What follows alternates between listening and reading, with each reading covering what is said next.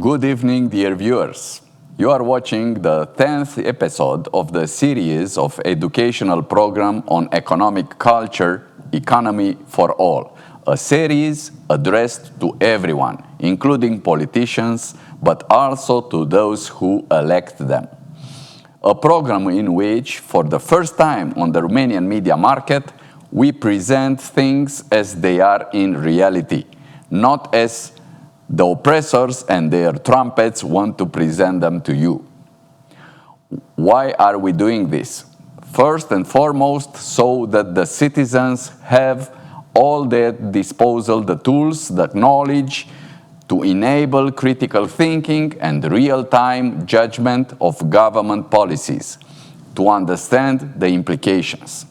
Secondly, we are doing it for all those involved in politics, in the government, in parliament, in the leadership of political parties, leaders, but also those in specialized committees. We want to help everyone to come up with the fair proposals and to be able to appreciate the proposals that are presented to them by some or others. I'm Octavian Badescu, entrepreneur and economist, and I remind you that in the last program I went through the history of money, and in the one before it I also debunked, also with arguments, a myth that of the benefits of price caps. By the way, many politicians say they want price caps. Well, you should know that the price of a RON, of a liu, of a RON, of money, of a RON quantity of money is 100 grams of bread. So is to say 100 grams quantity of bread. If you want to cap it, does it mean you want 1 RON to cost no more than 100 grams of bread? I would, as I would gladly give something I can consume for a greater amount of vital resource. People say, how much is 500 grams loaf of bread worth? 5 lei, 5 RON. Although they might as well say, how much is 1 RON worth? 100 grams of bread. Then, in 1 year, they will say that bread is worth 7 RON, and it has become more expensive. Not that the RON is worth only 70 grams of bread, it has become cheaper. Although this would make it clearer how their money's purchasing power is permanently reduced, the RON has been cheapened by multiplication for the benefit of the first who receive it, because the bread was produced and consumed in about the same quantity. Anyway, finally, we go beyond the topics of price caps, minimum wage, state aid, and the history of counterfeit money. Each of those tools in the arsenal of statist interventionism being dealt with in the past dedicated programs, which you can review, and I invited you to do so, on YouTube channels, Global News and mine. We have discussed in many editions about money, taxes, and system architectures, and as you can see, we have always emphasized the importance of the health of the currency, the blood that irrigates the economic system. Maybe it's time to define synthetically and how all this way in which we think things in economy for all the 3 decisive levels in a community, in a society, monetary, fiscal, and regulatory policy, could be framed in a generic term. I think the more appropriate expressions would be monetary distributism or distributive capitalism, a concept that I'm premiering have on Global News in this program. Distributive capitalism may be, I will write it down, distributive capitalism, distributive capitalism.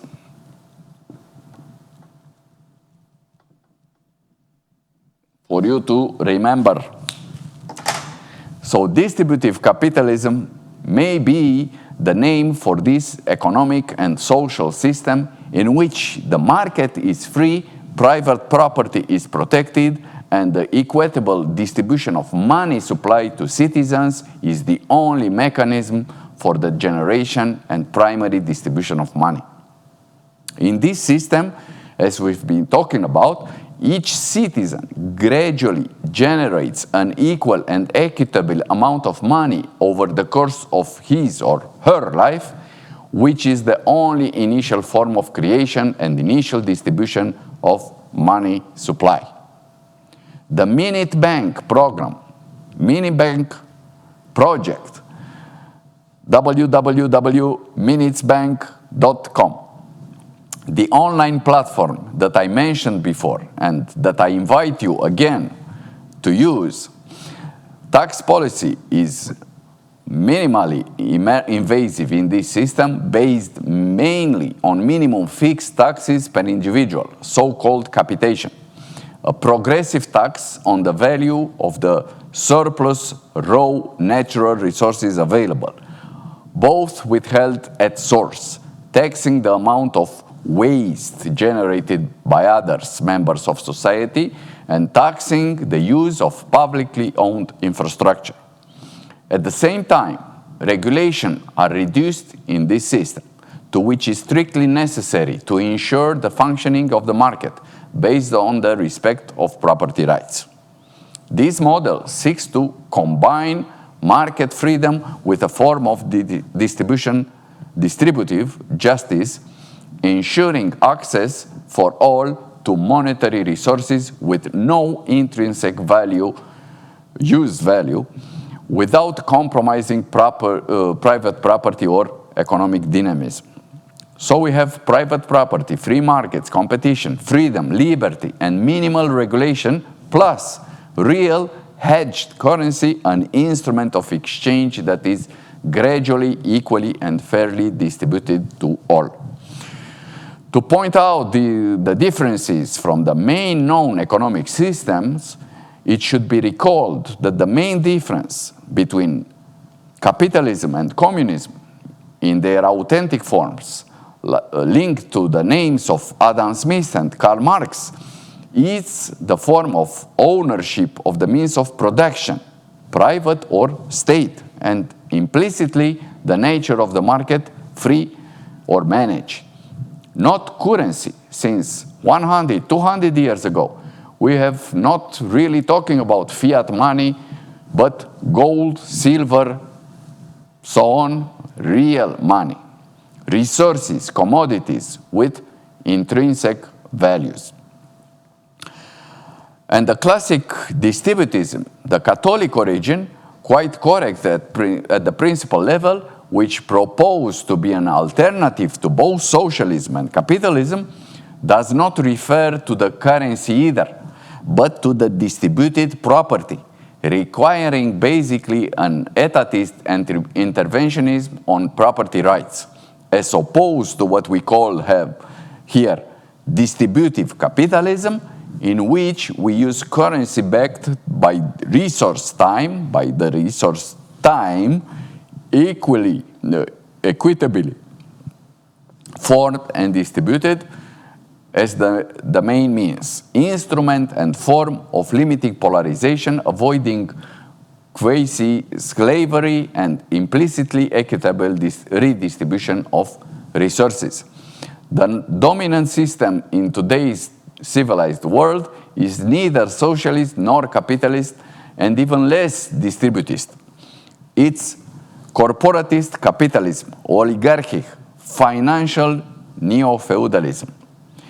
To this dominant system, similar to Giovanni Gentile's fascism and directed, I would say, even against human nature, this system that I have called in other programs pseudo-capitalism is opposed as theoretical and practical alternative by distributive capitalism, which I spoke about earlier, an economical social system that is much closer to the natural order of things, to the original capitalism and to the classic 19th century liberalism, much less perverted. I also invite you to rewatch on YouTube the last 3 programs where we reviewed the history of money from the perspective of a true road from freedom to serfdom.